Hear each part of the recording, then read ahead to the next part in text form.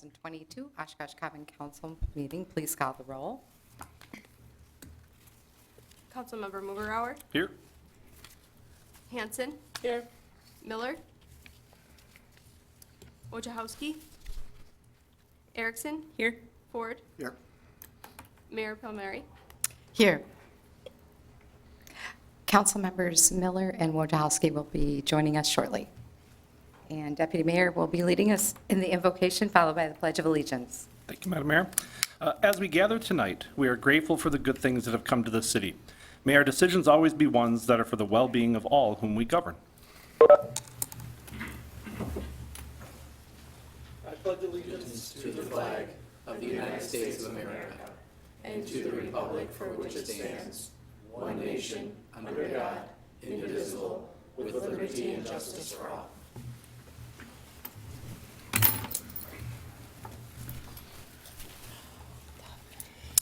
This evening, we have an introduction of staff, a very special staff member, and Chief Smith.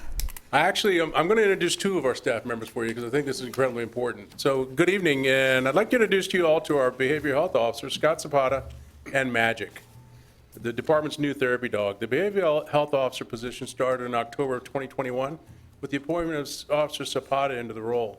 Since that time, there's been 285 calls for service related to behavioral health, and Scott has responded to approximately 43% of those calls. In over 100 incidents, Officer Zapata has been able to release patrol officers from hospitals or other locations and quickly get back on the street. In 176 of these calls, subjects have been referred for outpatient resources to continue their care and recovery. In 18 of these cases, officers found that the subject was armed with a weapon, and they were able to de-escalate the situation and talk the person into complying peacefully. Scott has also made informed partnerships with many local and county resources to better understand their roles and the services that they provide to our community. This has also opened a line of communication to ensure that subjects in crisis are getting the resources and follow-up care that is needed once the contact with law enforcement has ended.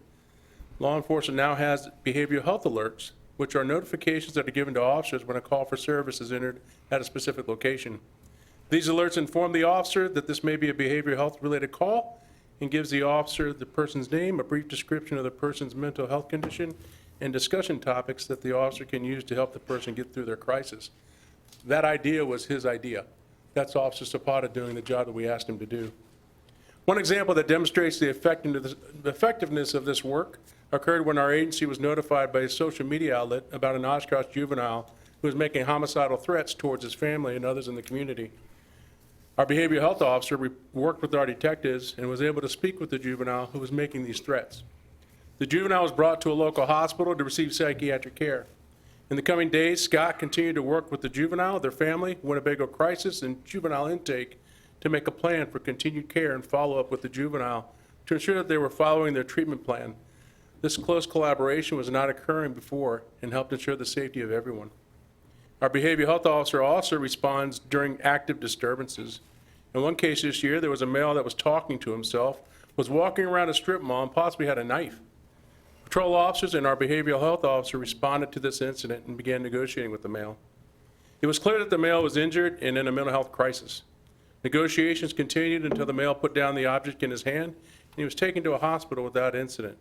Due to this group effort, no one was injured, and the subject was provided mental health resources.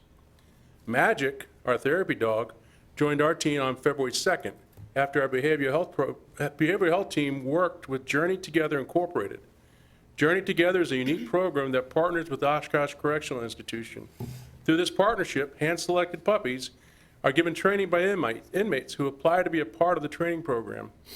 Community volunteers go to the facility to provide training with the inmates and also take the dogs out in public to provide additional social experiences for the dogs. After 2 years, the dogs are placed with their new homes. Journey Together is a nonprofit 501c3 that strives to fill a niche in our community. Magic was funded through a generous donation from the Oshkosh Area Community Foundation. Our behavioral health team trained with Journey Together for approximately 2.5 months to ensure that Magic would be a good fit for our team and that our team would be a good fit for Magic. Magic's main focus is to help calm subjects experiencing mental health crisis so that our behavioral health officer can help them get the help that they need. A partnership with Winnebago Child Protective Services has also been made, and Magic is regularly scheduled to meet with 2 Oshkosh youth who struggle with mental health and will assist them when they are struggling with a crisis. She's been deployed on 4 separate complaints since early February 2022, and has also been brought to Human Services, Oshkosh West, the Warming Shelter, and the Winnebago County Crisis Center to interact with staff and the public. Magic has earned 4 certifications: Canine Good Citizen, Advanced Canine Good Citizen, Urban Canine Good Citizen, and Trick Dog. She has quickly made a positive impact with everyone she has interacted with and regularly has a smile on her face. Her duties don't stop there.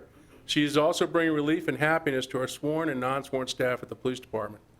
Magic has also interacted with the district attorney's office, city hall, and the Winnebago County Dispatch Center, and has brought much needed relief and happiness during some difficult days. The final step to our response to persons in crisis is the pairing of our behavioral health officer with a social worker from Winnebago County Human Services.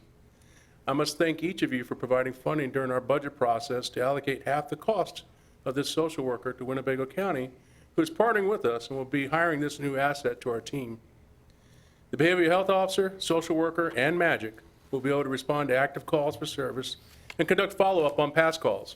It's our goal that this highly trained team can assist people who are struggling in a much more effective and efficient way, and that they will become the direct contact for people in mental health crisis. This co-responder team will also work with families and friends of those suffering from mental health in an attempt to be proactive and give people assistance before a crisis even occurs. This is just one more example of the great work that the officers of the Oshkosh Police Department do to support the residents and visitors of Oshkosh. And Magic puts a smile on everybody's face. I do have to, unfortunately, apologize to Chad, because it's difficult to follow a pretty dog. But I'd like to introduce you once again to Magic. We take any questions? Well, first of all, I'm just so thrilled about this complimentary team, Officer Zapata and Officer Magic, and the social worker joining in. And so I think council we're all very proud to be supporting this. And I would invite council to come down and meet Magic, if that's okay. Absolutely. Magic loves to be petted. Hey. Why don't you guys take your turns first? Go home and ridicule my dog for not having a job. Same breed. Just lays around.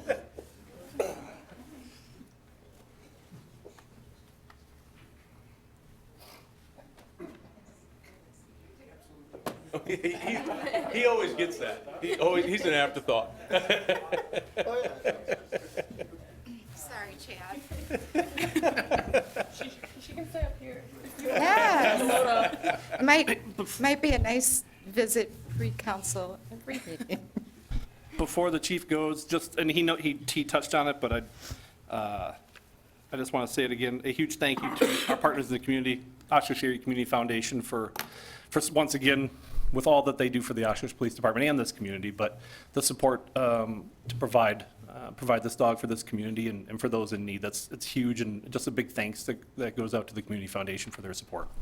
Obviously, and sorry, Chief, I'm going to cut you off. I get to do it once or twice a year only that I get to cut you off. But also just that this goes to show just the leadership that we have at the Oshkosh Police Department, that we're trying new things. We're willing to give it a shot, and we're willing to do different things that can have big benefits for this community. So I know that Magic is going to be very welcome at lots of community events, but also doing his important job of helping de-escalate. Her.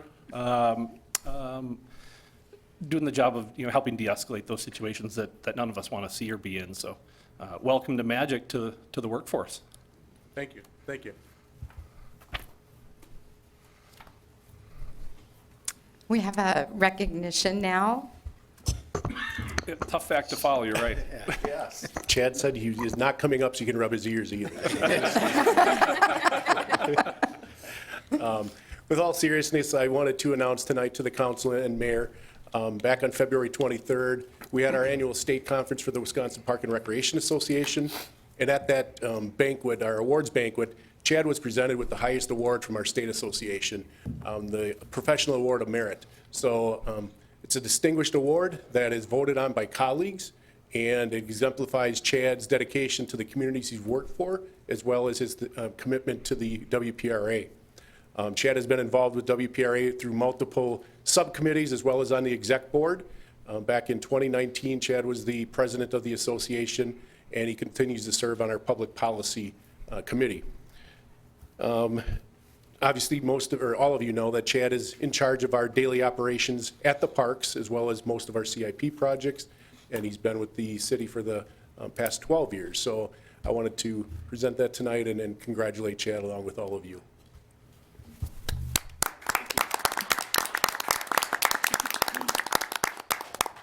Thank you very much, Council. I can't tell you how humbling receiving this award from my peers across the state was. But furthermore, thank you for the opportunity to work in these areas, especially with the WPRA and other associations that help benefit our communities and the services we get to provide. So it's been a true honor, and enjoy our time here working and what we can do to put in our community. But thank you very much for the recognition. Appreciate it. Thank you. Congratulations. Thank you. Yeah, congrats.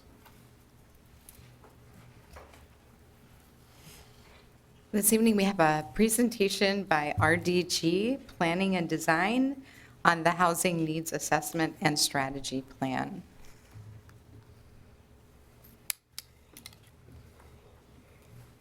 Thank you, Madam Mayor and members of the Common Council. I am Marty Schukert of RDG. First of all, it's always a pleasure to be in Oshkosh and to talk to people in Oshkosh. And we and my colleague Charlie Cowell, who's also on the call, really hope that this study and plan contributes to the overall goal of providing good housing and growth opportunities to all of the people of Oshkosh. So this will be a very quick presentation, but a review of some of the key points of the plan. So first slide. The planning process included a very robust and complete community engagement process, next slide please, that incorporated both a survey that was responded to by about 500 people or so, a variety of stakeholder groups and various meetings as well. And through those efforts, we were able to identify a number of specific issues in the community related to housing. But there are several things that I would really like to focus on that I think are important in terms of framing policy and future programs. Next slide, please. So item number one deals with overall population.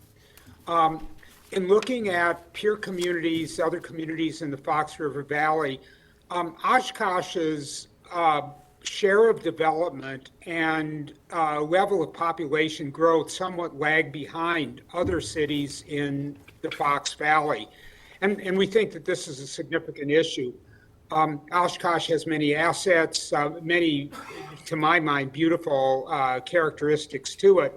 And it ought to be achieving its commensurate share of growth. So the population lag, I think, is a significant issue. Next slide, please.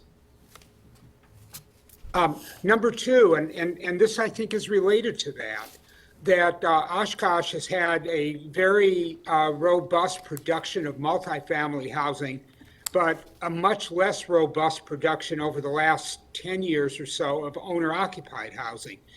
And this is especially significant because we believe that a lot of growth opportunities are going to come from younger households who are maturing, having children, and beginning to move toward owner-occupied development, but are having trouble with that because the costs are getting very high for owner-occupied kind of traditional equity development. So that becomes a significant strategic challenge for the community in terms of attracting the younger households who are necessary to fuel population growth and further investment in the community. Next slide, please.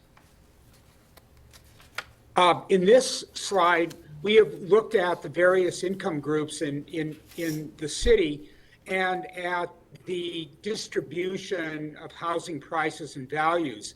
And we find that there are a relatively large number of people of fairly reasonable means who are occupying relatively low-valued houses. Now, that's going to sound weird, but it's a significant problem and reflects the fact that we have a negative balance at the other side of the fence.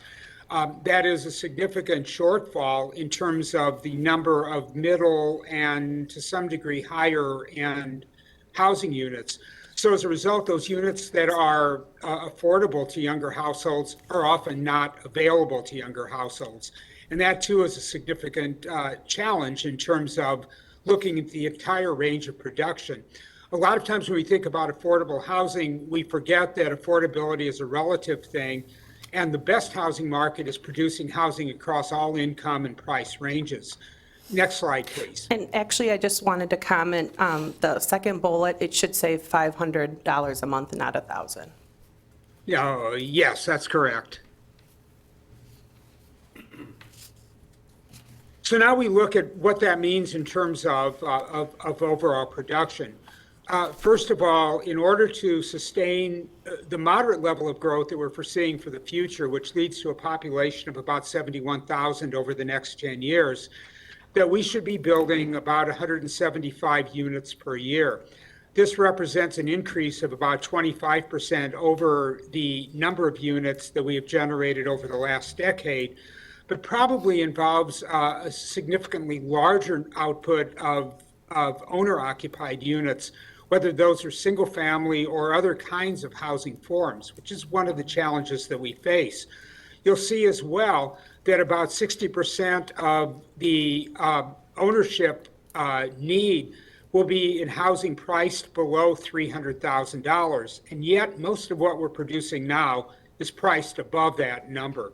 So that means a greater need to look at how do we reduce costs, how do we build housing forms that will achieve that more moderate price range, and what kinds of policies do we put together to be able to hit something close to that number. Next slide, please. So that leads to 4 basic questions. Number one, how do we build the capacity to develop affordable and attainable housing? What are the obstacles to building it now? How do we address those obstacles? Number two, how do we encourage housing products that retain our households in the community? We found and were able to document in the study the fact that higher income housing is being developed outside of the city and generally in the rural township. And that too becomes a challenge. Number three, how do we conserve our neighborhoods, which represent our biggest reservoir of affordable housing, and preserve their housing inventory, resources, and affordability? And number four, from a community responsibility perspective, how do we address the needs of people who are unhoused or inadequately housed? So the study then goes into a variety of policies and ideas and programs that can address and answer these questions. From the point of view of the first question, how do we build the resource capacity to develop affordable housing?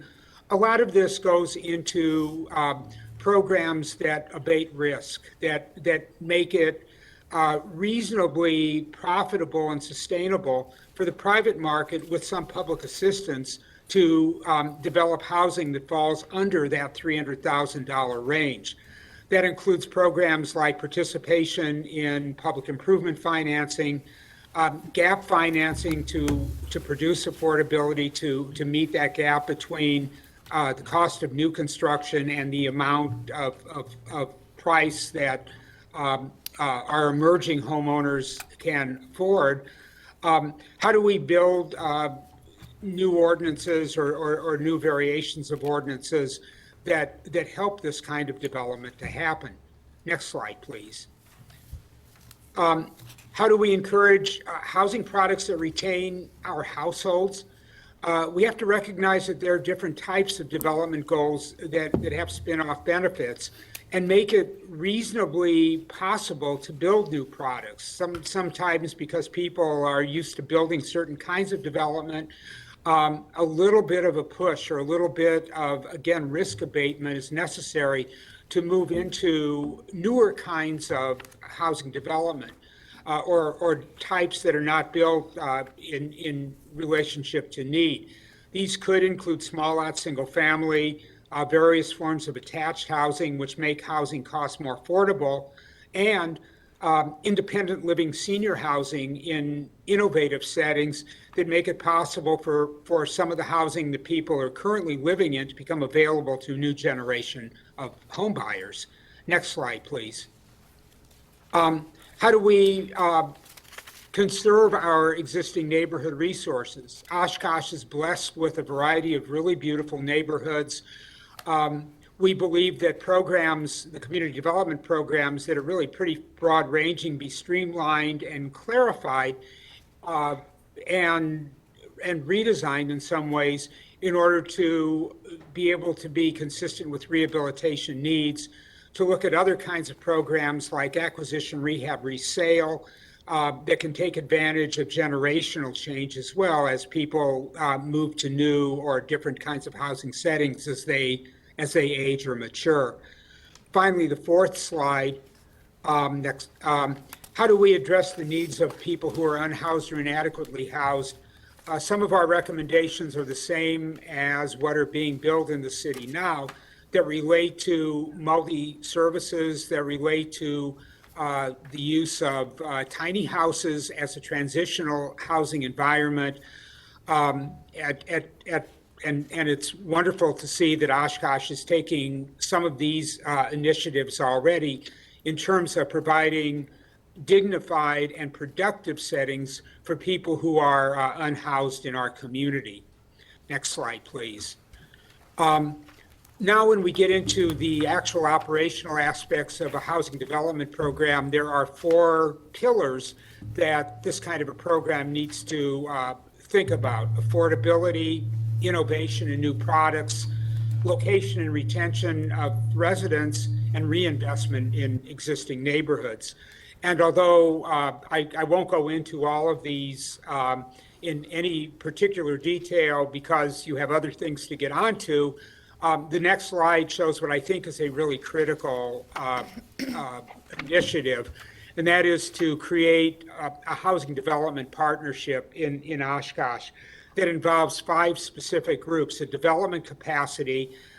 Habitat currently provides that, and that capacity to build new housing and to restore housing that exists now and becomes vacated could be accomplished that way. But an entity that's able to produce new affordable housing. Access to capital through a consortium or cooperation of financial institutions that are active in the community. Obviously, the city is an important, indispensable, and willing partner in this process.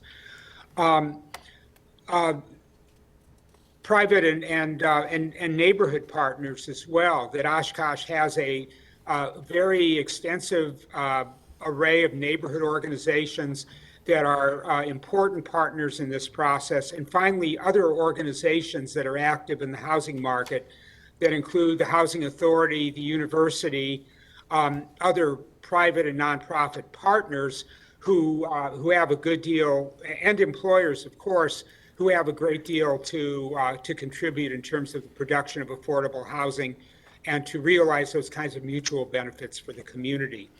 So with that, I'll stop. There may be some questions or comments. It is, as I've said, it's been a pleasure for Charlie and I to work in the city, a city that has welcomed us and that we really view as a home away from home, and hope to have the opportunity to work with you in the future, and the satisfaction of knowing that this study has helped you move forward in terms of meeting your housing goals. Thank you, Marty. I just want council to know that if you have any questions, we want to make sure that you have time to get answers, or if you have any comments. So this will be brought forward on March 22nd, the next council meeting for adoption. So with that, is there any questions for Marty or staff right now? I do have one question, and that is, when we looked at, what some of the barriers are to formation of new households or new housing and that, do we have any kind of, or did we survey any kind of demographic data about how many young adults are living at home, perhaps, with another generation kind of holding off? Do we have any scope or scale as to what that is? Marty, was there any We- of that data within the study? In terms of people living at home, no. And the only data that we would have available, and I don't know that it's even exactly there, would have been 2010 census. I don't know if the, and that would be pretty not useful in any case, because things have changed dramatically and we're 10 years down the line. It's information that we ought to be looking for as the complete information in the 2020 census comes out, though, because I think there'll be things that we'll be able to glean from that will help to answer that question. Was there anything in there, Marty, about like housing sizes, if there's, maybe number of people living in the house has gone up, or anything that you could, data sources that we used? Yeah. Looked at those numbers? Yeah, that's interesting. In general, and Charlie may want to chime in on this too, that in general, the number of people per household has been historically declining. That is beginning to reverse. And that reversal is a little bit late in the game because families households are older now when they're having their first child. But now, as the children of baby boomers, such as my own kids, are having their own kids, and we oldsters become grandparents, that number is beginning to reverse. That said, that trend has been somewhat clearer and more pervasive in other parts of the Fox Valley than in Oshkosh. And Oshkosh's largest population gains over the last 10 years have been in older age cohorts. So we think that further underscores the need to think about the production of new family-oriented, more moderately priced housing as a really significant strategic goal for the city. Other council members, questions, comments? Councilmember Ford? Just a quick comment. Thank you for presenting, and thanks for being here. I hope to, looking forward to what we do with this. I'm looking forward to seeing what the kind of policy items, whether it's policy papers or whatever it is that comes out of this, the actual actionable agenda. Looking forward to seeing that when we get to that point. So I assume, correct, that's where we're going with this? Yeah, we're hoping probably sometime this spring that will be coming forward. I'm guessing maybe some sort of workshops where we'll start to look at some of those recommendations and see if there's something that council would like to pursue. Awesome. Thank you. Thank you. All right. Thank you. Thank you. Thank you, Marty. My pleasure. Be well, everyone. Have a good evening and a productive meeting. Very good. All right, we'll move on to citizens' statements to council. Jesse, do we have anyone registered? Yes, we have two under citizen statements. First, we have Patricia Diner. Yes, step up. Welcome. Probably wonder where I have been, but due to the COVID, I don't believe in wearing the mask. I hesitate due to breathing problems. But I come to you this evening in regard to, you guys make these ordinances up. You make them up for shoveling, you make them up for all ordinances in the city of Oshkosh. Okay, I took it upon myself, and it's been years And I know you guys set the ordinance. And I tried to work things out as best as I could. And I want you to understand, I have talked to a few of my neighbor friends, and they feel that if they take out a permit and get what they need to get done, you guys should be happy that we're bringing money into the city. And sometimes it don't work out the way it's supposed to be. But I just wanted to let you know that I'm more aware of what's going on. I've been working with a few people, working with planning, I'm working with Kelly and John Zaragi. And I'll tell you, John has been awesome. He's an awesome person. That guy has started from way down and moved all the way up. And then I need to inform you, you make ordinance for the prices of not shoveling sidewalks, not maintaining that. I think you should think about raising it more. I think more people would get out, not leave it for 2, 3, 4, 5 days. And then you are trying to tell us people to get out and walk for exercise. And you're taking a chance to try to walk and you can't. And I know a lot of people ain't happy with me, but you know what? Russ and I are trying to keep ourselves active and get out. And a lot of people don't like what we do, but we have to stand up for what our rights are. And I am been here 20 years ago. I didn't get to talk, but I'm going to talk now. I was here 20 years ago with Tom from the mine shaft.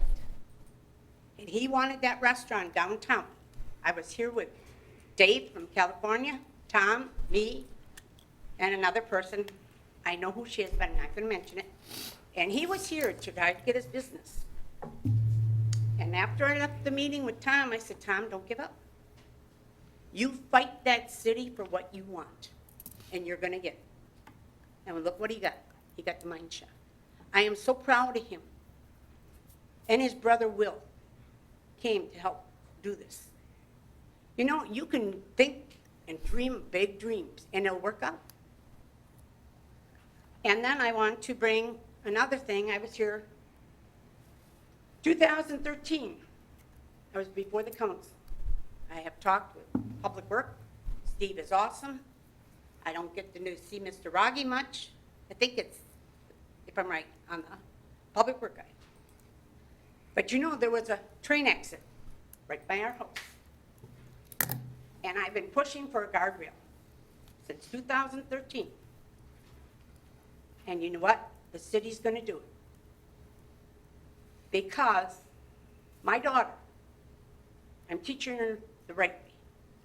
You have to go and push the issues. I was on the phone. She was down at the city. And she explained what happened, showed pictures, and now we got 2 temporary ones up there. When the frost comes out, they're going to come and fix it. You know, it's going to help us. But my husband's down there for 2 accidents already. My daughter went down the night of the accident. I was on the phone with 911. We don't want to see this happen anymore. We see too much with railroad crossings. We're overdue for accidents on New York and Nevada. So bad, it's not funny. And we don't want to keep waiting. But you know what? Nobody understands how big a train is. And then we have events coming up.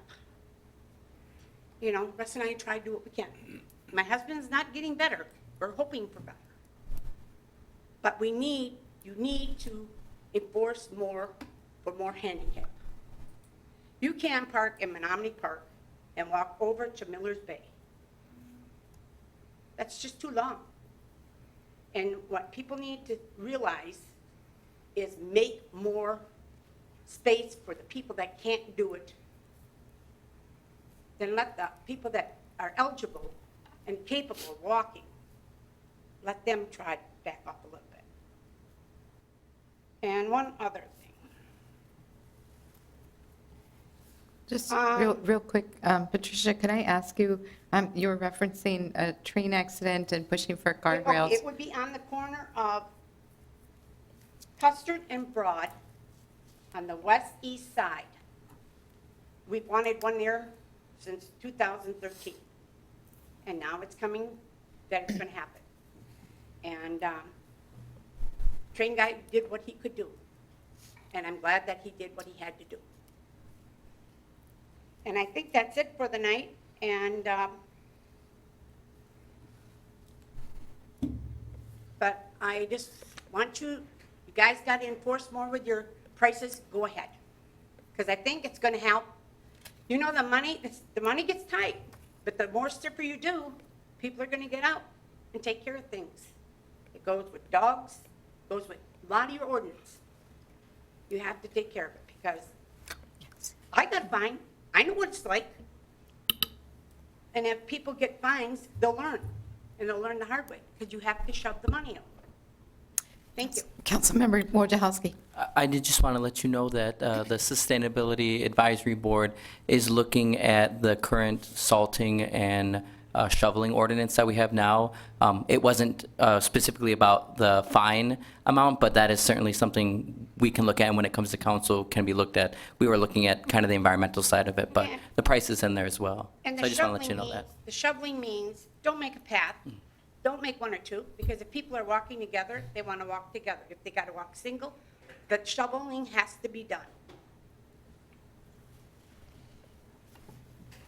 Agreed. I had a little navigating issues this morning on some of the sidewalks between here and the university. Would really appreciate it, folks, but now it's melted off, so hopefully we won't be looking at that for a while, but certainly appreciate citizens coming forward with that. And who else is registered? Chloe Wanschneider.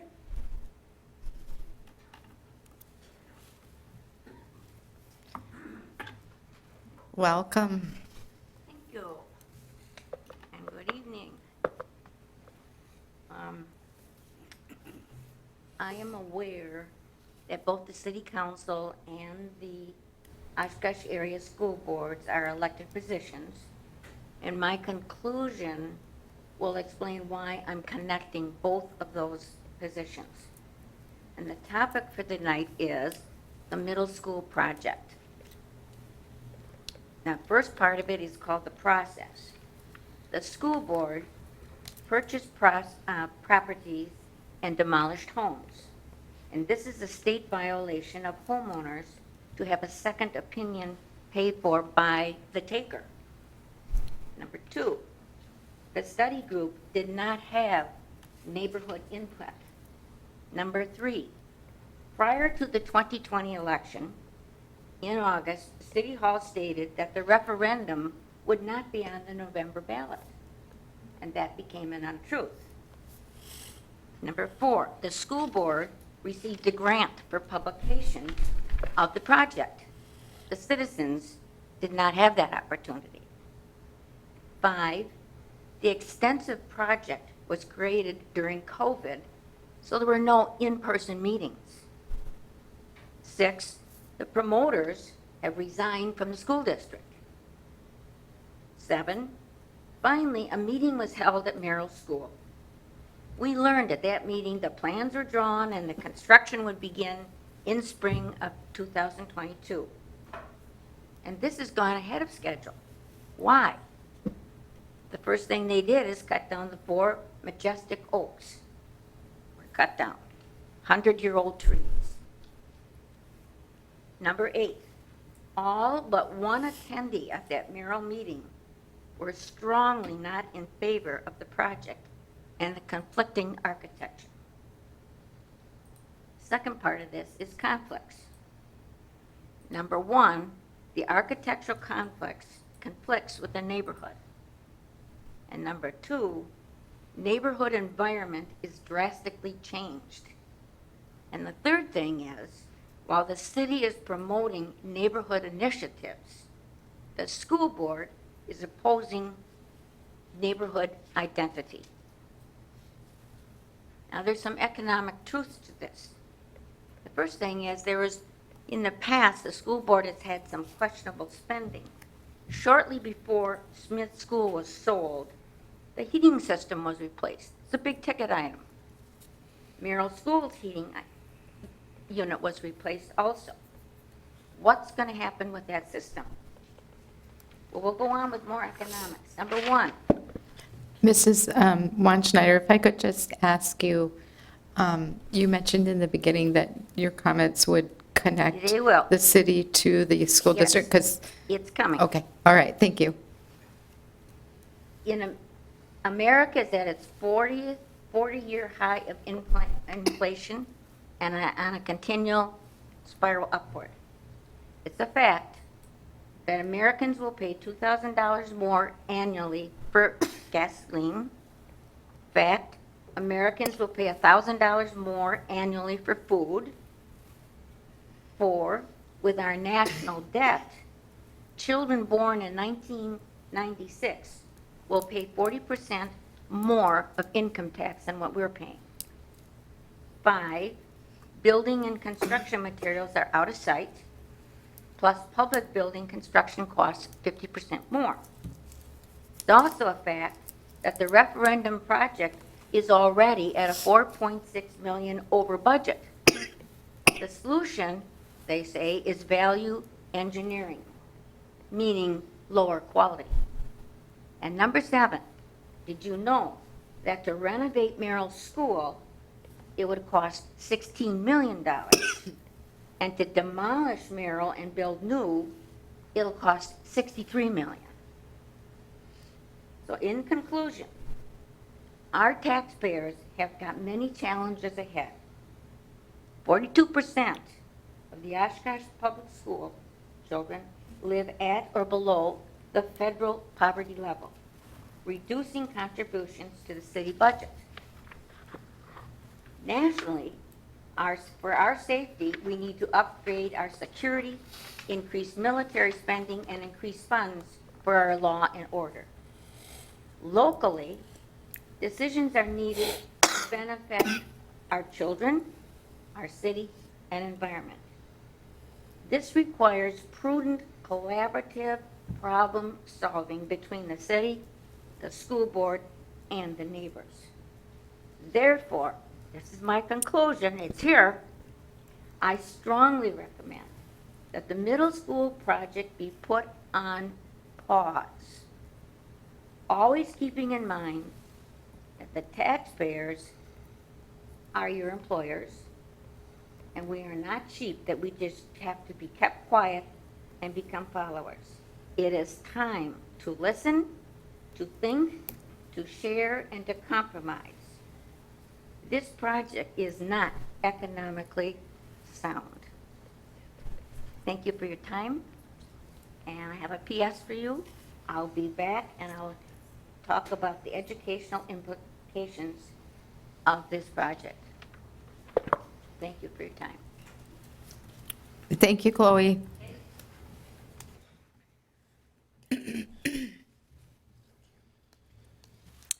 Are there any others registered to speak on public comment? Public comment on agenda items, but not Okay. not under citizen statements. All right.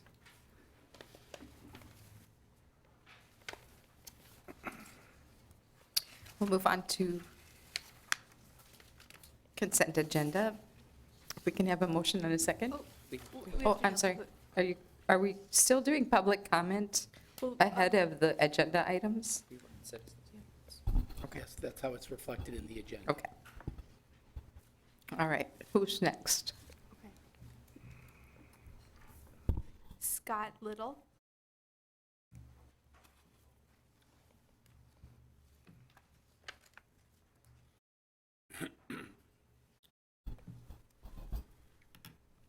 Good evening. I'm here to speak on consent agenda number 13, resolution 2201, 22101. And being on the consent agenda, it's gone through Plan Commission, approved by the planning staff. And the planning staff noted some pattern of late objections to these projects. This is the third one that we've done in the city of Oshkosh, including around the EA grounds. So I just humbly ask that you approve this resolution. Thank you. Thank you.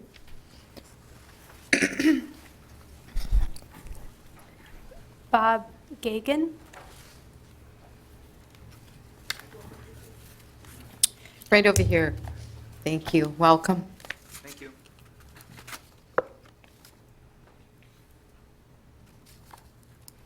Thank you for your service and taking time to hear me. My name is Bob Gagan. I'm from the law firm of Conway, Olenichek, and Jerry in Green Bay, and I represent SBA Structures LLC. I'm also here on agenda item 13. One thing I would like to address regarding the late objections, we don't find out about these applications till right before they're being heard. So that's why the objections come in late is because we don't hear about it till right before you're going to be looking at it. SBA, my client, has a tower 0.22 miles from this proposed tower, so it duplicates the service area. When we heard of the application, SBA reached out to AT&T to discuss renegotiation of the current lease terms and an extension, and AT&T declined to talk about those things. As part of this application process, AT&T filed a statement saying there's economic hardship with the current location. And I just don't know how they can say there's economic hardship if they haven't even discussed with my client renegotiation of the lease terms. You know, maybe they can come to some sort of agreement and then you don't need duplicate towers. So SBA's current tower has another mobile provider tenant on it. So if you approve this application, you're going to have two towers within 0.22 miles. And our current tenant with lease extensions could be there for another 20 years. So you might have these two towers next to each other for the next 20 years. There was a comment made at the Plan Commission that the state ties the hands of the municipality and there's really nothing they can do. And that's not the case. If you look at case law, which I've provided in a written correspondence to you, the case law upholds a municipality's right to deny an application if it provides the reasons to do so. So, you know, my ask tonight is, I respectfully request you pull this from the consent agenda, discuss it, and I hope you deny the application and direct AT&T to come back to SBA and talk about these things before you approve a duplicate tower in the same area. Thank you very much. Thank you. Paul Jonas.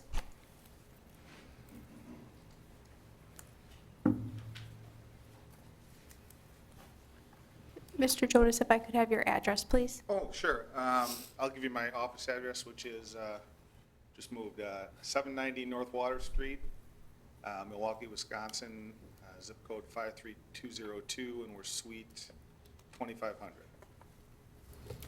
90% sure that's right. Thank you. I think this is my second or third time in front of you all for similar matters, so thank you again for your time. I have to say, this has actually been a great meeting for me already. First of all, because I have a dog at home that looks almost exactly like Magic.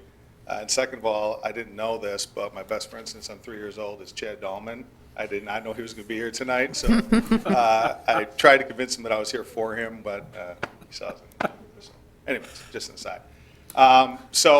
Similar to conversations we've had in the past, our friends from SBA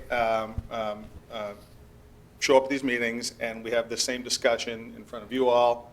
I've probably had the same discussion 3 or 4 dozen times in the last year, and it all revolves around first of all, the business reasons that we're here. AT&T, all else equal, and by the way, I represent Harmony Towers, the developer, not technically AT&T. But AT&T has no interest in building new towers and going on to new towers if it makes economic sense to stay on the current tower that they're on. The reality is, though, that pursuant to the affidavit that you have and the supplemental letter in your packet, there is a very substantial economic burden. And it's not just the fact that over the course of the lease, we're talking about millions of dollars in savings. As important, if not more importantly, and this goes to the other standards under 660404, the statute that I think you're probably somewhat familiar with, the cell tower siting statute. It's not just economic burden. There's also a question of technical infeasibility and whether the coverage is the same or better on the new tower. The reality is that the coverage will be substantially better on the new tower by virtue of it being taller, among other things. But most importantly, I think, is that the SBA leases, and I say leases because this is the same term, basically all of their leases, do not allow for a carrier to quickly and efficiently change out old equipment for new. So one of the reasons that it's so burdensome to stay on these towers, and one of the reasons that AT&T has been negotiating with SBA on a national level for literally years to try to get them to do what all of the other carriers essentially have done, is to, rather than lease specific equipment on the tower, to lease AT&T space on the tower, that AT&T can swap out old equipment for new whenever better technology comes along, which of course leads to more efficient service, better service for the community, and is more economic. There's not a new negotiation every time we want to put a new transmitter of some sort on the tower. So the economic burden, though it's there on the basis of the millions of dollars of difference in the lease payment alone, is also there in other aspects. Now, I would be happy to show you in writing the difference in the lease payment between the proposed lease and the new lease, but SBA refuses to waive the confidentiality clause in their leases, so we're not allowed to show you all that information. But if they would, I'd be happy to hand that out at the meeting. We can't do that, we're contractually prohibited. So respectfully, I would suggest that we do meet the standard under 660404. We have been in front of you all several times. One other thing I wanted to note, going through my mental notes, this particular tower, we work very hard to put towers in areas, of course, where they serve the public, which means near people generally. I think this particular tower is in an industrial park next to a cemetery, if I'm not mistaken. So I just want to acknowledge the fact that if for some potentially short period of time there might be two towers, we work very hard to make these things as unobtrusive as possible. So, thank you. All right, thank you. Clerk, do we have any others registered? No. Okay, thank you. All right, now we'll move on to consent agenda. So moved. Second.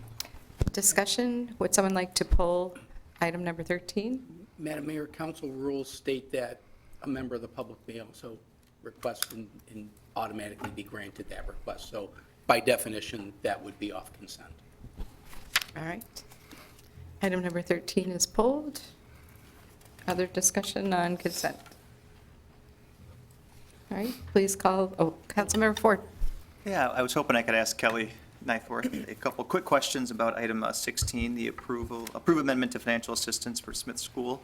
My understanding is from the staff report that this is extending the $300,000 zero-interest loan that we gave to Smith School from 15 to 17 years. That is correct. WIDA with an H, requested that it's a 17-year loan, just because usually there's 18 months to 24 months of construction, so they want to make sure that the 15 years is when it's fully functional, stabilized, and being rented out.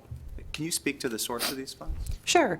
These funds are actually our healthy neighborhood funds. So when we have a tax incremental district that is nearing the end of its life, state statute states that we can actually keep it open for an additional year and collect that increment from that extra year. So that's how we have our healthy neighborhood program. And before, staff even looked at this as an option, we of course did, analyze our upcoming tax incremental districts that are closing. And we have probably about 10 districts closing in the next 10 years. So we're actually going to have a pretty healthy balance coming in the next 10 years. So that'll be great to fund some of our neighborhood programs. And using these funds for the low-income housing, historical project that's being done at Smith is a perfect use for these funds. Okay, so the funds aren't coming off the operations levy? That is correct. All right, thank you. Thank you. Deputy Mayor. Thank you, Madam Mayor. Actually, I have a question for the city manager regarding, this is actually number 12, 22-100, professional services agreement regarding engineering services for Osborne, as well as, it's the same question, he's going to talk about it later under city manager announcements, his professional services agreement for South Kohler rehab.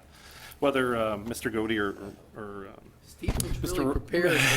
and he's on the hot seat tonight. Yeah, that's right. So go ahead. So, and I had a chance to talk with City Manager Roloff, but I think it's important just to talk about these really briefly, why we're doing these. We anticipate, or we've submitted some, and we're going to submit some possible requests for some funding through some grants through the state, and which is kind of coming from the Fed. And in essence, we're gonna outlay some cash for some designs. But we don't necessarily know for certain that we're going to get those grants. Is that a pretty fair estimate? Yes, it is. Okay, so we're taking a little bit of a risk, We are. but there's a high payback, a high reward if we get even just one of them. This is my understanding, right? Correct. We're looking at potentially 80-20 cost share where 80% is covered under the bipartisan infrastructure law. And these projects, they were part of I believe our 10-year CIP plan. They're not something new that were just thrown in, that we've been talking about them. They've been on our radar for a while. They have definitely been on our radar, whether or not they have been fully in the 10-year plan or we're just outside of it, but they have definitely streets that were on our radar needing work. Okay. I just wanted to, just to make sure we're being good stewards and talking about those things, that this is taking a little bit of a risk in advancing some funds for some engineering services that normally we do internally, but because of some interesting and tight timelines, we've got to send it outside council and outside help. So I just wanted to talk about that a little bit. I appreciate you giving a little bit more background. Absolutely. If there's anything else you want to add as well. Those same answers apply to the item later on with Strand for the Keller Street project as well. Appreciate it. And then I have a question regarding item number 15. I apologize, I didn't get to ask this sooner, but I did speak with a couple of folks about item 15 and the recommend to reject the bid for the contract on the William Waters gazebo. And the staff memo talks about the one bid that came in that was significantly higher. But there were, if I recall, around $300,000 raised so far.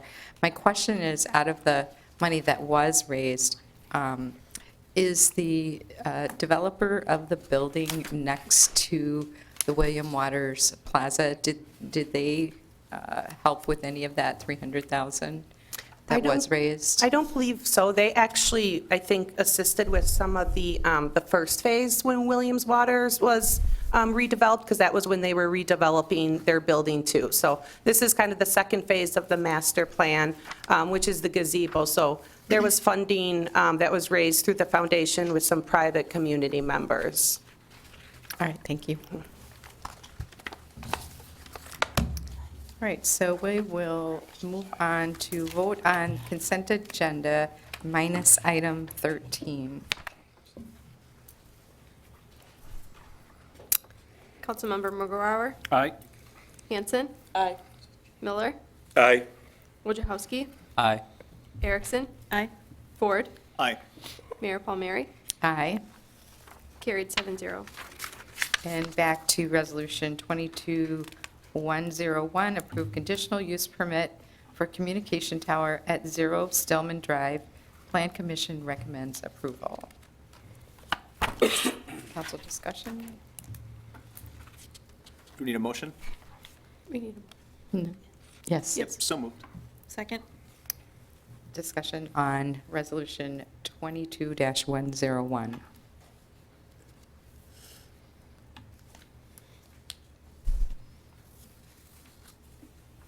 Seeing none, please call the roll. Mughawar, Aye. Hanson. Aye. Miller, Aye. Wojciechowski, Aye. Erickson. Aye. Ford, Aye. Palmieri, Aye. carried 7-0.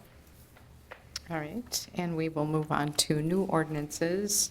There would be no action on this item. Ordinance 22-107, approve zone change from Riverfront Mixed Use District and Riverfront Mixed Use District Riverfront Overlay to Riverfront Mixed Use District with a planned development overlay for properties located on the east side of South Main Street.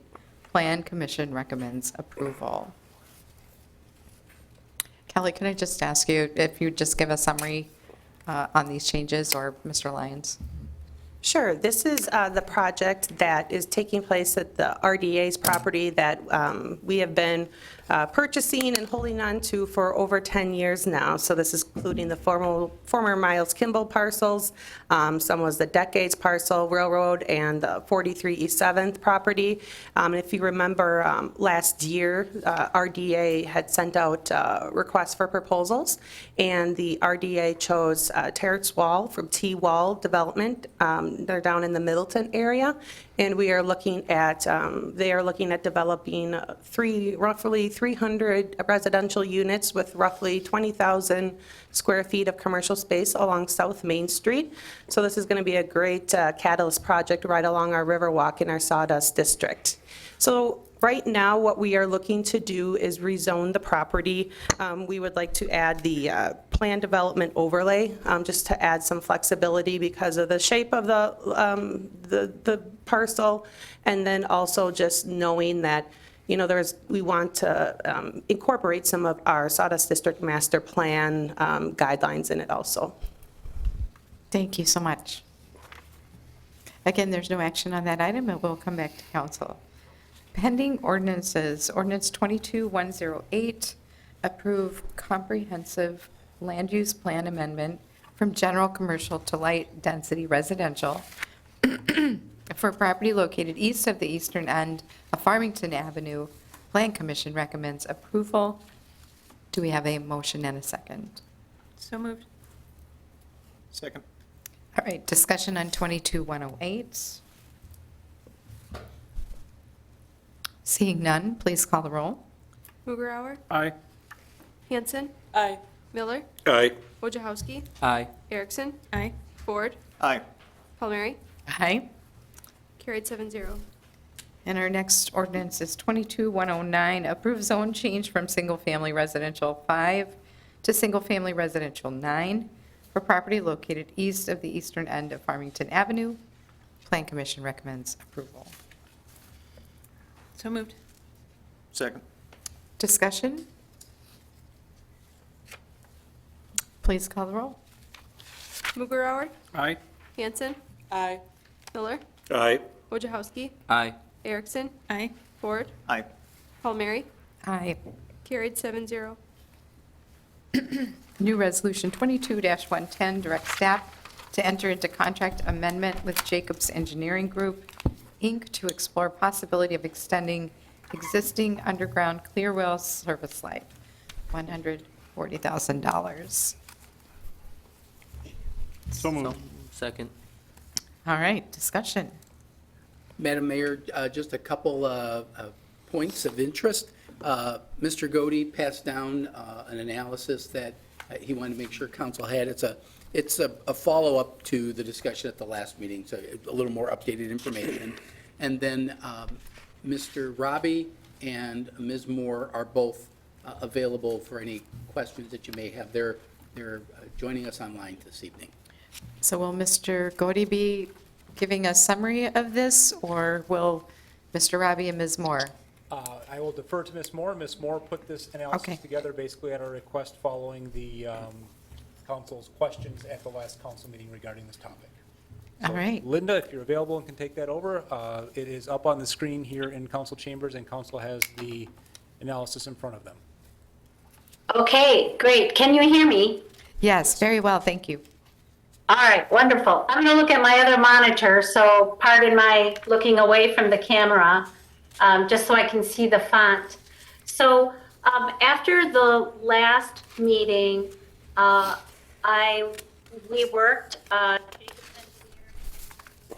Cody and James.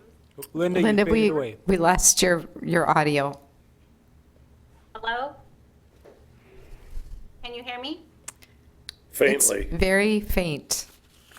Let me turn up the volume. Okay, how's this? That's agreeable to everybody? Yes. Okay. So what we did following the last meeting was expand the cost evaluation to not only consider construction costs, but to consider annual O&M costs and calculate with the construction cost information and the annual cost information, a 20-year net present value of these different alternatives for the storage tanks. And the new option that DNR proposed early in February of extending the life of the clear wells. You may recall there was a question about what would the increased cost of more frequent tank inspections be? What would the increased cost of an additional treatment barrier like UV disinfection be? So that was the purpose for generating this table, was to summarize that information so the council could look at a side-by-side comparison. Does that make sense? I see heads nodding. Yes. Okay, great. And I think the biggest anomaly or inequality about this table is that the first two options, once they're constructed, they have an estimated life cycle of 100 years. And the third option, which is extending the clear well service life, based on what we know, which is 2014 structural inspection information, we're not estimating that even with repairs or improvements that DNR may approve, we're not estimating a similarly long service life. So that means that at some point, with the extended clear wells service life path, the city is invariably going to be at a junction again where it's needs to construct new storage tanks that are at grade and above the groundwater. DNR has made that very clear to the city and to our technical team in its communication that, pardon me, once these storage tanks are reconstructed, they need to be constructed at grade. And then below this table are simply a list of assumptions that the technical team used to prepare these estimates, because there are some unknowns and things that aren't 100% certain. So we list those so that folks understand what went into the estimates. I'll be happy to take questions. Councilmember Miller? Thank you, Mayor. Linda, hey, it's Miller. What is the formula for the net present value? I mean, can you just roughly share the formula at 10,000 feet for everybody? Sure. Well, we take into account the inflation rate and the discount rate, and we annualize the cost. For example, the $11,000 annual cost for pre-stressed concrete storage tanks.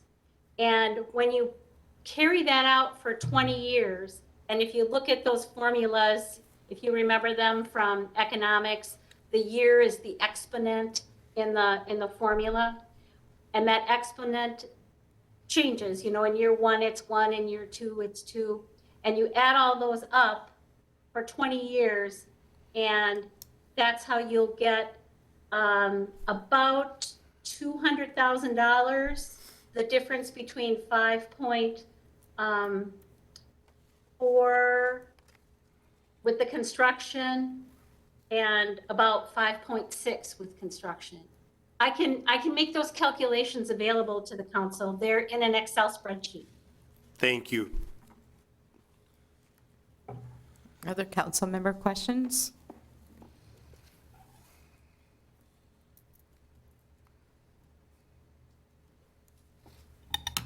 Deputy Mayor. Thank you, Madam Mayor. Actually, first, I appreciate you putting this together and providing this to us. This is what we asked for. in terms of straight up a good estimate in terms of net net value or current costs, annualized operation and maintenance, so that we can make an informed, educated decision. It's my hope this will get out on the website on our Clear Wells project page soon. So those, because it's obviously that it's a high-profile project, and there's plenty that would like to see this, and they should see this, so that they can take this into account when they're forming their own opinions. A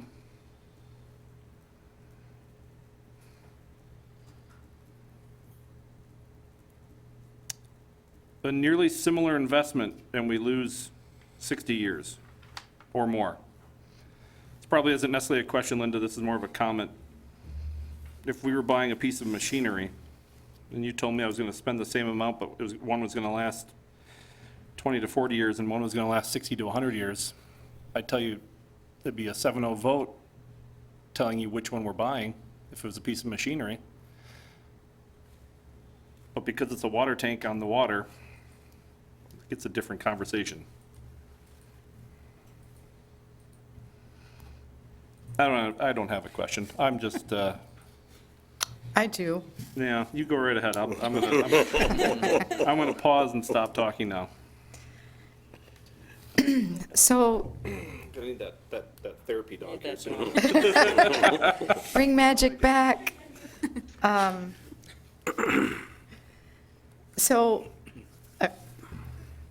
by extending the existing, by spending $140,000 to explore extending the existing underground service, and that's not a small amount of money, that delays the discussion, but it also, I think,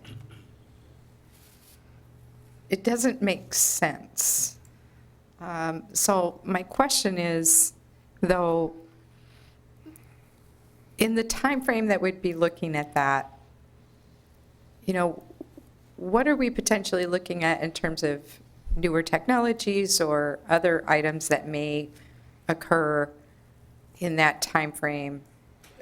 Do you have a crystal ball, Linda, that we may see other technologies or, storage tank styles coming along that would change this decision, I guess? That's my kind of scratch my head question. It's a great question, Mayor. And with that 140,000, I'd like to just break it down into a couple of, into 3 pieces for your consideration. About 50,000 would be conducting the physical inspections of the water holding structures that hold finished water that are located below groundwater, and then preparing the reports to meet the DNR's requirements. And then about another 50,000 would be used for sampling the groundwater to see if there's any contaminants in the groundwater that would help inform the city and the DNR about that, help make that decision about, is that reasonable to continue to store potable water where it could potentially be contaminated by groundwater that has pollutants in it, if pollutants were found. And then the other 40,000 is for Jacobs engineers and our partners on the project, AECOM engineers, to look at all of this information, the structural inspection information, the groundwater quality information, and put together this proposal to the DNR for what extending the Clearwell service life could look like if they approve. And that would include cost estimates. So everyone's understanding is as good as it can be. You ask, I didn't answer your question, Mayor. Your question was, can things change? I have seen things change on this project. the administrative code has changed. Our DNR's communication on this particular requirement of the code is different today than it was several years ago. And yes, technology keeps changing. As you brought up at the last council meeting when you were all discussing PFAS and talking about, the right match of technology for contaminants in the water. So I would be remiss if I said that any one of those things, either code requirements or our regulators or technology, are going to be static in the years to come. They are going to keep changing. And oftentimes change is for the good, and it is beneficial. Thank you. Councilmember Ford and then Miller. Yeah, not a question, just commenting on the item. I think this step is worth it.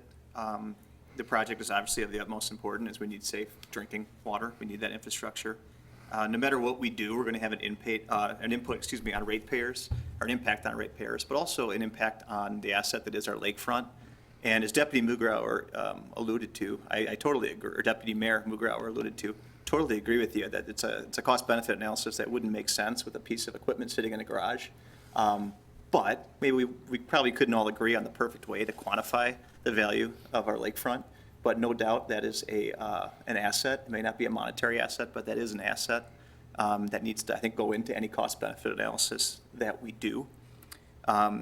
But again, the item before us is $140,000. I think it's an investment in due diligence. It's an investment that allows us to credibly say we pursued every option on the table. That's why I'm supporting it. But I also want to comment on two things that are floating around on social media. And some of the contacts we've gotten to that have alluded to or have basically accused the city of hiding this option. I want to make clear that the city did pursue this option back in 2014. We're told by the DNR it wasn't possible. So it's just not accurate to say that they haven't done this. And then I won't make our consultant talk about it, but the accusation that Jacobs is somehow pushing us towards the most expensive option to line their pockets. If you look at the cost-benefit analysis that was just given to us, they're going to get paid either way, our consultant. So that clearly is not the motivating factor here. Thanks. Councilmember Miller. Thank you, Mayor. I guess I'd just like to echo some of those thoughts from Mike and Matt. But this is less than 0.5% of this project, the $140,000. I look at this as an insurance policy for each and every citizen that we're doing our job. And again, I don't follow social media. I think everybody agrees. I'm not very skilled at social media, but some of the accusations out there are absurd from what I've heard from my friends, my friends up here. But again, I know this sounds like a lot of money, and it is. It's $140,000. But again, it's 0.5%, or less than 0.5% of this total project, and we owe it to each and every taxpayer and citizen to do this right. So this is just an insurance policy for all of us, and that's why I'll be supporting it tonight. Thank you. Deputy Mayor. Thank you, Madam Mayor. Just took me a minute or two to remember the rest of my thoughts after my long pause before, but no, I couldn't agree more with Councilmember Ford. The waterfront absolutely is an asset. It makes Oshkosh unique, and a special place to call home and to visit and to play as well. So I'll support this as well, because it's the right thing to do to make sure that we've got all the information that we possibly can before we make a very important decision. But yeah, I'll support this as well. And I'd just like to say that I think that keeping clean, safe, healthy water affordable is extremely important. And, we've had different discussions about different items that needed built for public health and safety. And they're, sometimes it's in the eye of the beholder. Someone may look across the lake at the wind turbines and not particularly care for that view, but I look at those things as the vehicles that we are using to sustain our natural resources that are vital to life for future generations. And at the same time, our costs have been going up for our ratepayers on some of the other basic items, delivering clean, healthy, safe water. I will be supporting this item tonight so that we can continue to explore that. All right, please call the roll.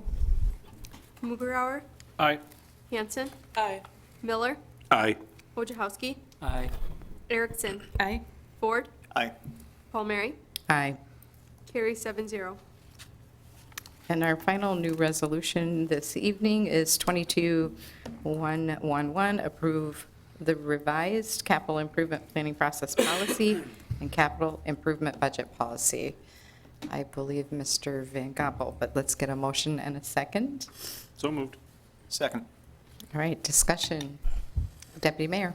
Thank you, Madam Mayor. No, I know Mr. Van Gompel's come up. I'll let him describe what we're doing, but long-range finance over the course of the last, year and a half to 2 years has been looking basically at nearly every financial policy we have, going down the list and bringing them current, bringing them up to date, making sure they're matching our intent as well as, some other guiding principles.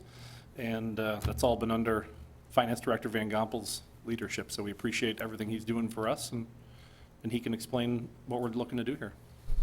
Yeah, there's not a lot of substantive changes. Most of the changes have been pretty much grammatical and bring it up to the same format that we're using for our other financial policies, working with long-range finance to kind of update all of our existing financial policies. And this is one that was looked at last fall, and with the budget process and everything else going on, it didn't make it to the council agenda until this evening.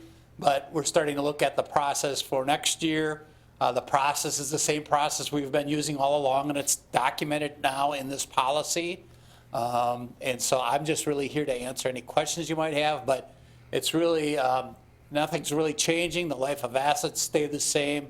The process is staying the same. We're just documenting and made some grammatical changes. Yes, Mr. Van Gompel. Question, and I'm going to dig into this a little bit under the procedures, where we're talking about item number 3. Department heads would complete that capital needs assessment, which is pretty standard what we do now. Departments, and towards the end of that, departments can also consider requests from their respective board or commissions.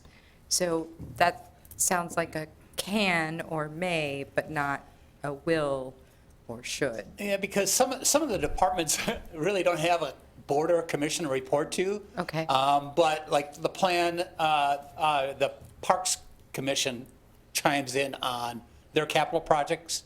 The Plan Commission ultimately just kind of looks at it, makes sure it coincides with our strategic plan and our long-range growth plan. But there's a lot of areas like Public Works that really don't report to a board or commission. So that's why we kind of left it somewhat loose, so that option is there. And then if there was input coming from these committees, that they have a way of providing that input into the capital planning process. Thank you. No problem. Councilmember Ford? Yeah, so I was asked this week how the city is going to deal with cost overruns or problems that result from inflation. And right away, I thought of this item and the work that you've been doing and Long Range Finance has been doing over the past, Miller's laughing at me over here. These are the things I talk about in my free time. I'm not very popular. But right, the work you've done and the work Long Range Finance has done in building, updating our policies, ensuring we have consistent policy-driven budget processes, that puts us in the strongest possible position when the unknown occurs. So really, it's not the reactive work that's going to save us. It's this proactive work that you've been doing ahead of time. So it's much appreciated. Thank you. And I'd just like to follow up with one other item in the CIP ranking process that we have in here. It's very similar in some ways to, some of the format that we came up with a number of years. This is prior councils with TIP criteria and policy that, the city manager reserves the right to assess an extra 5 points per project. But two things that I think about when I look at this is whether or not we might also consider criteria elevating or extra points in addressing some of our distressed census tracts and qualified census tracts, which I believe this year are 3 in prioritization. And then the second part of this is, sustainability considerations, again, going back to our natural resources and the, future generations consideration. Just wondering what perhaps Councilmember Mugrauer or Mr. Van Goppel think? Well, all I can say is that Long Range Finance and myself did not consider that when we were reviewing the policy. If that's something you want to incorporate, I could work with the city manager and bring it back to Long Range Finance for their input, but we really didn't talk about that. This is the rating, CIP rating or ranking process has not changed. It's the same process that was in place from the prior policy. And we certainly would welcome a review of any of that criteria, but it didn't come up in our discussions. And I'm sorry, if I could possibly ask Ms. Nyforth, because this is somewhat tangential to what the Sustainability Advisory Board is considering before them with the environmental justice. And the reason why I'm asking Ms. Nyforth is because she gave a very articulate and detailed reference of how some of these things are worked in the considerations, but maybe we don't have it specifically spelled out, if you would. Sure. Talking with the Sustainability Advisory Board last night about the resolution that Mary Palmieri had, and council had elected to send to the board for review, we had talked about different ways that the city could incorporate more environmental justice practices and policies into the way we do business and look at projects and look at funding. So some of the ways we did mention, I gave the example of community development block grant funding. When we are looking at projects, we talk about areas of low income areas in the city, how we can help with like lead paint and different environmental issues in those certain areas. So we discussed ways that we could look at doing that with some of our other funding programs and grants and everything. And we had some ideas to look at it when, obviously, we talked about the CIP, and then also even when we are writing different, our staff memos or staff reports for our different boards and commissions of looking at that environmental impact. So I believe that the DEI is going to be considering that resolution and looking for comments, and then sustainability is also going to be providing more comments in the future. Thank you. I guess my final question would be, would you say that the public health and safety is a broad enough criteria to encompass those two considerations?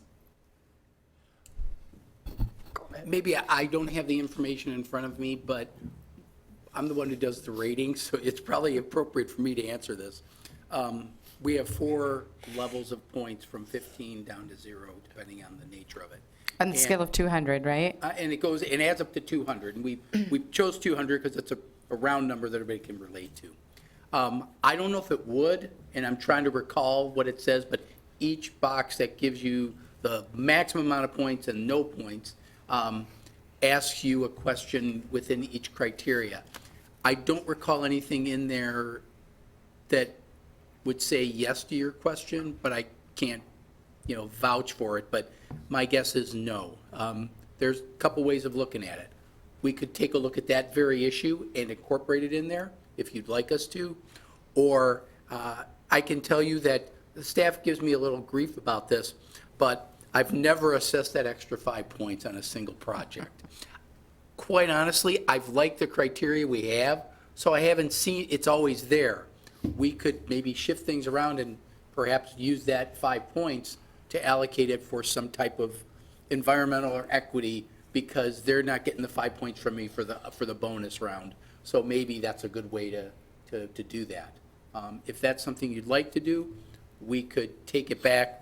This is, I mean, it's not like we must have this approved at this meeting. We can maybe come back. I guess I throw it out to you. You want to take away my bonus points, I'm not going to cry. Or if you want us to incorporate it into public health and safety, we can probably do either. Councilmember Wojciechowski.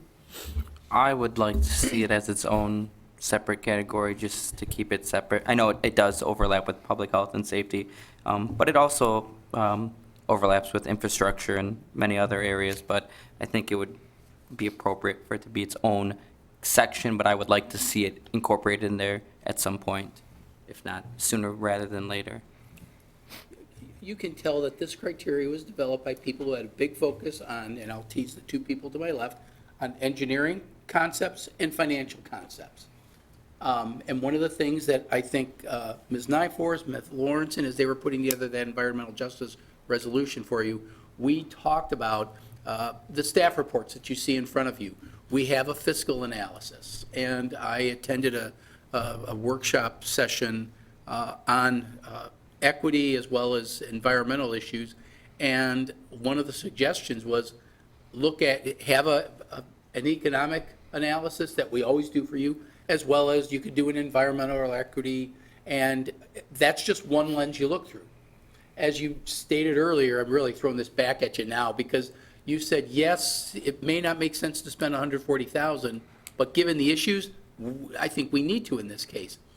You may have to say, well, from an environmental standpoint, we still say no, but at least you considered it. Or the environmental concept overrides the fiscal or the engineering part. Sorry, my friends to the left.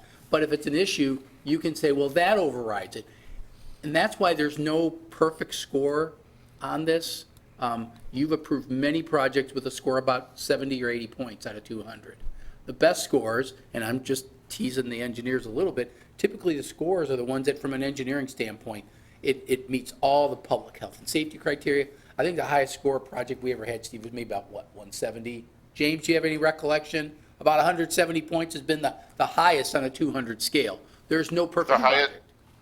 The highest I recall was about 130 or 135. Oh, you're just whining because I didn't give you enough points, James. But I think I remember a good sewer project that got it, but it's no perfect score. There's no perfect project. But you, in your, as you look at this, you'll see in the CIP, it got 85 points. You're still approving them. Why? Because you think it's good enough because of these other criteria, whether it has 5 points, 10 points, 15 points, you want to do that. What I would ask that you do, Councilmember Wojciechowski, said I'd like to maybe have a separate criteria. I'd like some specific, what exactly do you want? The mayor talked about a couple things, but you want the sustainability and equity lens or the environmental justice lens? We can do that. We can absolutely do that. But just if you want us to do that, we can come back with something that does what you want. What do you think? Do we want to try and amend this evening or delay? I think I did Okay. some. Deputy Mayor. Thank you, Madam Mayor. I think it'd be appropriate to lay over that discussion or come back to that at some point to make sure it's not being reactive this evening. But one suggestion may be, I know City Manager Roloff just put that on us, but one suggestion may be is that since the scoring process is entirely his office that does the scoring process, that maybe he provide a memo to council on some possible options, just to start the process of a discussion for us. Attorney Lawrenson had another suggestion. I think, please share it. I just suggested you could pass this tonight. Yep. We have that environmental justice resolution coming forward. I don't know if it's probably not going to make the next meeting, but in April, and we could bring back a potential amendment in connection with that once we have a better idea of where that's going and what kind of wording. It would give us some time to look at some wording. At least then you'd have this policy passed, and it's not that That was going to be hard part, to. that was going to be part two, is waiting for that to come Yeah. before us, before we proverbially, put the cart before the horse here, before we even consider that. Councilmember Wojciechowski and then Miller. Yes, I think that's a great idea, and then that way we can also involve both SAB and the Diversity Committee, just to get their input on what their thoughts are, whether we strictly want it to be sustainable focused or, a sustainable justice, et cetera. So. And I don't want to take away your thunder from your council reports, because that's, the SAB suggested it go to DEI already, so that's very consistent with what they've been talking about. Councilmember Miller. Thank you, Mayor. The system sounds very arbitrary, so I don't think it matters what you want to pile on to it. I mean, I think go ahead, put it on there, but I mean, it just sounds like the process itself is very arbitrary, so go ahead and do it and move forward. I mean, what's the difference? I think what it does is it, just like the TIF policy, it gives you something to look at for discussion purposes, but it doesn't say that one criteria automatically puts it over the top or kills it. So, yeah, is that the definition of arbitrary? You're probably right. Yeah. All right, any further discussion? All right, please call the roll. Mugerauer, Aye. Hanson. Aye. Miller, Aye. Wojciechowski, Aye. Erickson. Aye. Ford, Aye. Palmieri, Aye. carry 7-0. All right, we're at council discussion, direction to city manager of future agenda items. Looks like we have Deputy Mayor. Whether it's direction, it's good for council discussion right now. So we're back to, we'll just call it our old format, since it's been almost 2 years, but we're back to the old format of in-person, and tonight, at the very beginning, there was actually a little confusion. The public comment on agenda items, it'd be my recommendation that we eliminate that, and it goes back to you speak when it's the agenda items turn on the floor. It doesn't seem to be needed that we do that. It would be just my opinion, so. I would welcome, if you've got a preference as a group, we can do either or. Wasn't sure how much you liked it, or if you wanted to go back to the old way. This was, I think we called this the county system. The county Well, board meetings do it this way, but most of my experience has been, it's with each item, so I'm comfortable either way. I'll let Councilmember Ford go first, and then I'll comment. Yeah, no, I like the idea of doing it each item. I think that's how most places do it. And I like the idea of someone speaking and looking us in the eye as we have this discussion. You'll know, they gave us input and they left. Right? Yeah. I mean, we want them here when we're talking about their item. I don't know, Jesse, from your experience in Slinger, in Elton Grove, what did they do there It was per item. per item? So that's the city way of doing things, so.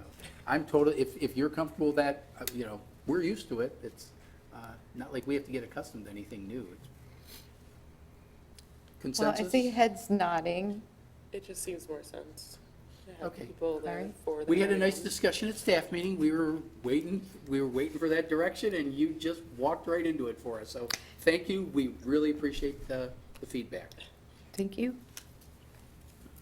Thanks, Deputy Mayor, for bringing up what I was confused at the beginning. I made too many assumptions that were the first meeting back without masks. I'm disoriented. Like, I can see people's faces and Your heads are clearer.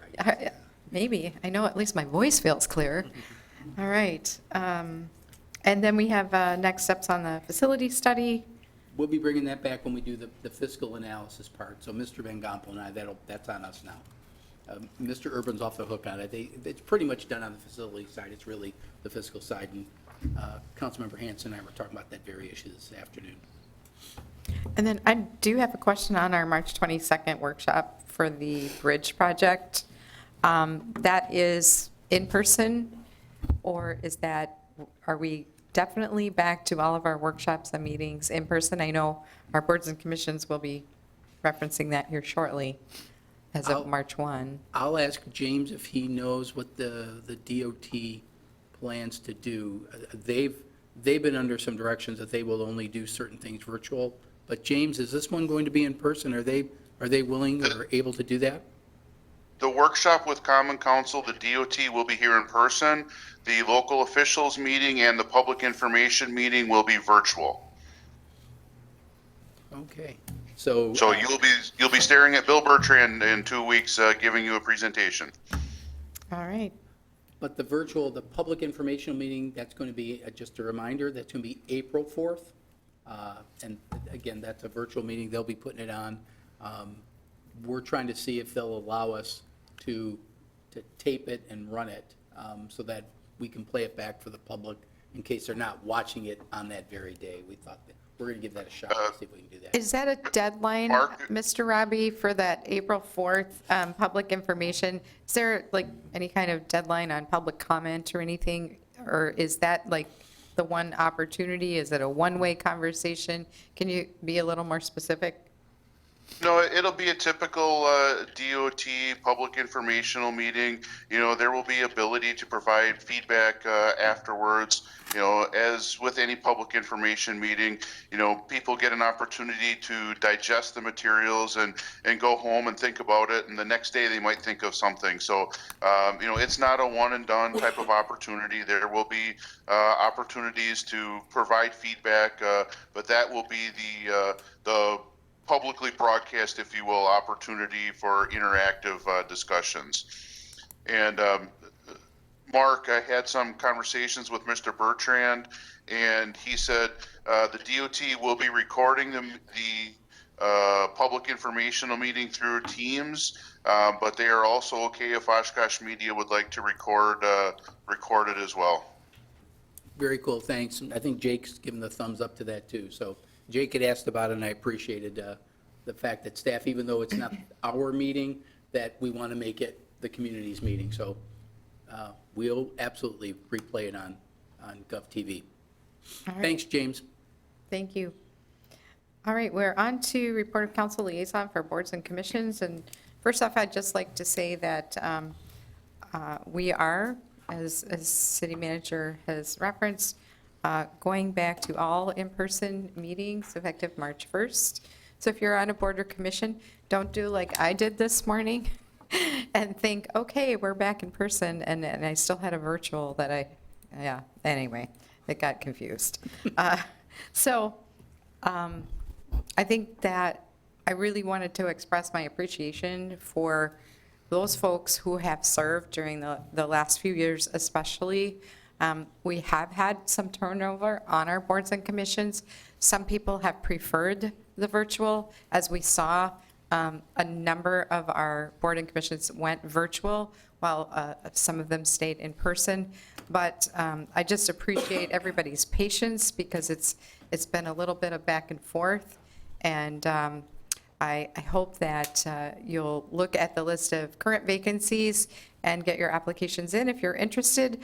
And also a reminder to folks who are on boards and commissions now that as terms are expiring here at the end of May, you know, let's chat about how you're feeling moving forward, and also think about whether or not you have an interest in moving to another board or commission. We have seen that happen as well. So that's all I have on the report specifically. Do other council members have reports? Councilmember Ford? Yeah, our own city clerk gave a fabulous presentation at the Committee on Aging about election administration, and I encourage anyone who's interested in how that process works to watch the video of that meeting, because it was very informative. Was that the most recent one? Yes. Okay, great. Councilmember Wojciechowski and then Deputy Mayor. Yes, we already kind of discussed it a little bit tonight, but SAB had their first in-person meeting yesterday. Just a couple of items we talked about, the environmental justice resolution, which they would like to include the diversity committee on, DEI, to get their input, and then it will come back. So hopefully that will be before council with some recommendations and ideas. We talked about a native plant ordinance, discussed the Oshkosh energy analysis, and working on making some changes to our current salting ordinance, just to make some updates to that. So that's all I got. Thank you, Councilmember Wojciechowski and Deputy Mayor. Thank you, Madam Mayor. Long Range Finance met last week, and actually, you mentioned the turnover on that board. On that particular board, we've had significant turnover in the last probably 2 to 3 years, and it was a good meeting to actually have GoEDC came to our meeting and gave us a good update, and many of the members then got to meet the new CEO there, the new president of GoEDC, Tricia, and just got a good rundown of what GoEDC does for the city of Oshkosh, the partnership we have, as well as their managing of our revolving loan fund and our capital catalyst fund, and got an update on those as well. So, Thank you much. All right. We'll move on to city manager announcements and statements. Thank you, Madam Mayor. A couple things. As was discussed earlier, there's another agreement that's, it doesn't exceed $75,000, so it's in accordance with our purchasing policy. I did that one. That's for Strand, for Keller Street rehabilitation. I'll make it easy for everybody because I can give you these different things. It's from Red Robin to B-dubs. So that's kind of where that area is. If you notice there, and that it's the concrete is very waffly. So we felt that was a good candidate for this program. One of the things I did mention earlier when Deputy Mayor Mugarauer was asking me this, the program is specifically for projects that are on our urban highway system. So that's collectors and arterial. So there are some streets that I would love to include on this, but we're unable to because they don't meet that criteria. So that's why we selected the ones that we did. And we feel that given the quick turnaround, there aren't going to be a lot of applications for these. So we think even though it is a risk, as the Deputy Mayor pointed out, we think it's a pretty good risk to take. Even if we didn't get it awarded, there's your worst case scenario. We have the projects on the shelf, and those projects can be used fairly easily because it's only a street improvement as opposed to the whole full street, utilities and all that stuff. A lot more complicated, a lot more rules apply. These will be straightforward even if we don't get them. We can use them down the road. But I think we feel that the amount of money that's going to be issued the first time out, a lot of smaller communities are shying away from it because they just don't have the resources to get these projects on the shelf. We're funding these with savings that we've had with other projects over the last few years. So it's a credit to Public Works to identify where these savings are. They keep track of all their projects. So I want to thank Public Works for finding the money for this with the finance department. So we feel really good about that. COVID-19 update at the last. Hang on, Mark, I got a question, sorry. I'm sorry. Oh, sorry, Councilmember Miller. I want to back up just for clarification. The 75 grand for the Kohler Street rehabilitation, we've got some new construction going on there, so can you give me some more specifics, or James or Steve? But in that stretch, we've got some new construction coming. So is this gonna be post-construction for that area? Is it?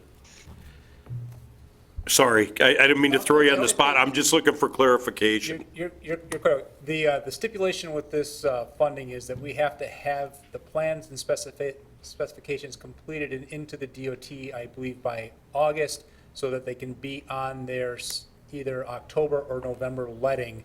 The funds have to be awarded essentially in the 2022 calendar year, and then the construction can take place for up to a year after that. So we would be likely looking at 23 construction for this stuff.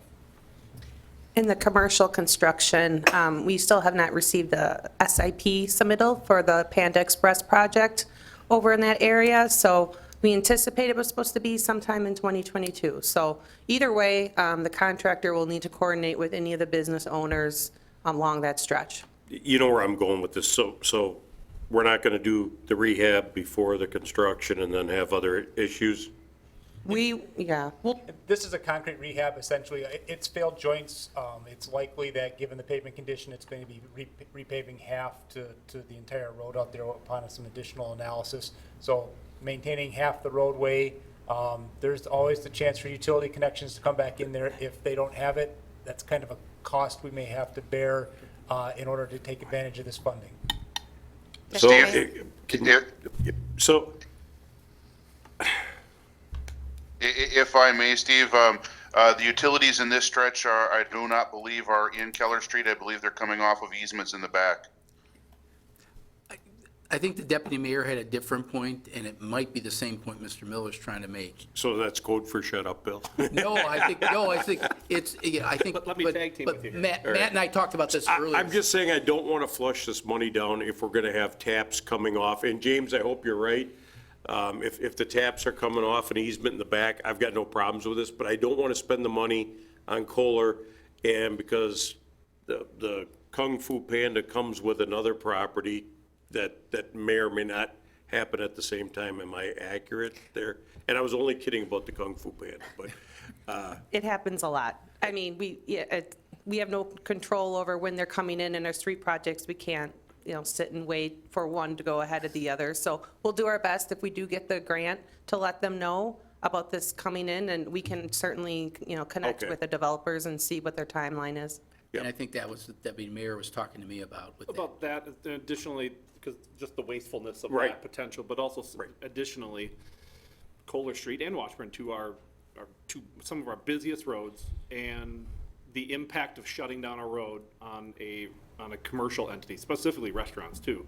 But the timing of, my question was about timing of when they might be going in, the Panda Express and the next entity, in terms of the worst possible thing we could do is they build and then we shut their road down for 2 to 3 months, and that was actually my bigger concern than saw cut in concrete afterwards. But as long as those things are understood that those are concerns we have, but that's a concern we have on every project. And I think it's incumbent upon us to make sure that, as Kelly said, we need to make sure that when we talk to these folks, just full disclosure, we just got a grant and we're going to be doing this street. We don't want to coordinate the ribbon cutting with a construction project. That's the short way of what you're saying. Yeah.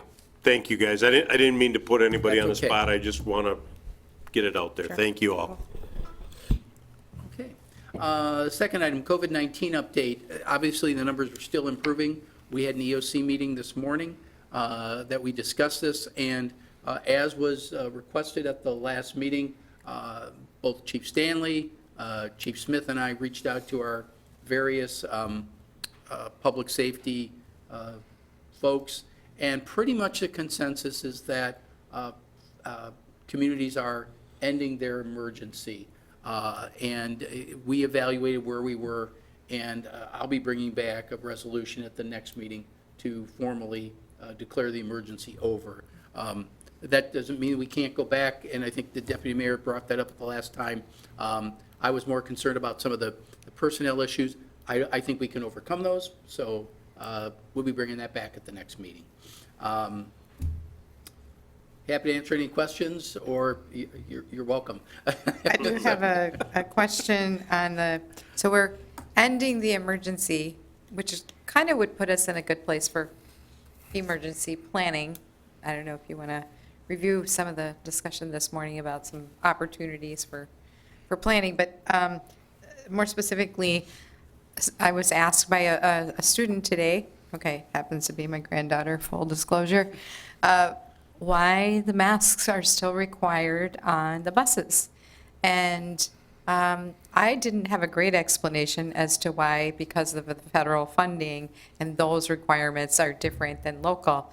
Perhaps we can share with the public and for young folks watching at home. I guess probably not, but anyway, why we're doing the mask, or continuing the mask requirement based on the feds. Federal DOT, Department of Transportation regulations for public transit and transportation in general, including airplanes, for example. Our buses are under the same rules that the airplanes are. That mask restriction is due to expire on March 18th. At this point, we don't know what exactly the feds are going to do. They could do technically what we did. Technically, I didn't end anything. We declared it was going to end at the end of February, and it did. So the feds could very well just let it go and not say anything, and by default, it would end. So I guess we're going to find out within the next 10 days what's going to happen. I don't know, Ms. Erickson, if you got any better recon than I do on that. No, I Yeah, I think we're all waiting to see what happens. If it ends, it will end on our buses, and we will work that way. And that'll also apply to, because we were unable to enforce the shelter issues because there's no ventilation in that area. If that mask restriction is lifted, the shelter will be opened, as we explained when it was brought up previously. So that's kind of where we're at with that. So that'll be on the March 22nd meeting. Outstanding issues, happy to answer any questions, but I thought what I would suggest, based on the discussion I heard tonight regarding the environmental justice resolution, until it comes before council, I'll keep it on there so it's on everybody's radar so that we can, and then I can get one on and take it off, which I will really enjoy. But I think that's appropriate, given the fact that council gave us direction. It's getting kicked to another committee, which is entirely appropriate. So until it makes its way through and back to you, we'll just add the environmental justice to that list as well. One question on the outstanding issues too, then. With our kind of back and forth on our discussions about clear wells, I've gotten a little bit lost about where we are on the discussion about lifeline rates. Well, given the fact that you are proceeding with the study, staff now is going to proceed with the remainder of the project, specifically, help me out, ozone? Ozone and the liquid oxygen storage tanks, and then the emergency generators. What he said. With those being done, then we will pursue a rate evaluation, because that's a lot of assets we're adding to. So at that point, we would incorporate it there. We won't wait for the Clearwells project to be done. We were going to, because that was going to be all one big one. But this is a significant investment. We talked about adding that, doing that analysis. And I didn't see Mr. Van Goppel sneak up, so Russ must have something to add to that as well. We are working with Ellis right now to start the accumulation of data that has to be submitted to the Public Service Commission. So it's ongoing. And that step, like the city manager said, we're starting that prior to the final completion on the Clearwells project, just because of the need to look at our rate structure. We did look at the sanitary sewer rates, and at one point we were prepared to come in front of council with a recommendation on sanitary sewer rates, but we have decided that the rate structure right now on the sanitary sewer is fine. So there's no anticipated increase for the sanitary sewer rates this year, but we are working on the process on the water rates right now. We're gathering the data and submitting that to the Public Service Commission, and that's a timely process. It takes quite a bit of effort to do that. Hope that answers your question. And then Ms. Balcom asked me to add to the agenda about the polling place changes. Please check myvote.wi.gov, because with the new districts and with a couple changes, and even if your voting place, maybe you didn't get moved out of a district, you might have a new voting place. So please check those out. We've got several of those. And with that said, I'm not sure if you received an email from the League of Municipalities. They've put out a video in cooperation with the Wisconsin Towns Association and Counties Association to really talk about that election integrity is very important, and the people who run our local elections are our clerks, who are your friends, neighbors, relatives. They're regular people who just do an outstanding job. So if you haven't, did any of you get the link? Mm-hmm. You did, okay. Good. If you haven't looked at it, I encourage you to look at it. It's just a short PSA, just to make the point that our clerks are high integrity and just local people that you know and you can trust. So that's all I have, unless there's any questions. All right, I'll take a motion to adjourn. So moved. All right, all in favor? Aye. Aye. We are adjourned.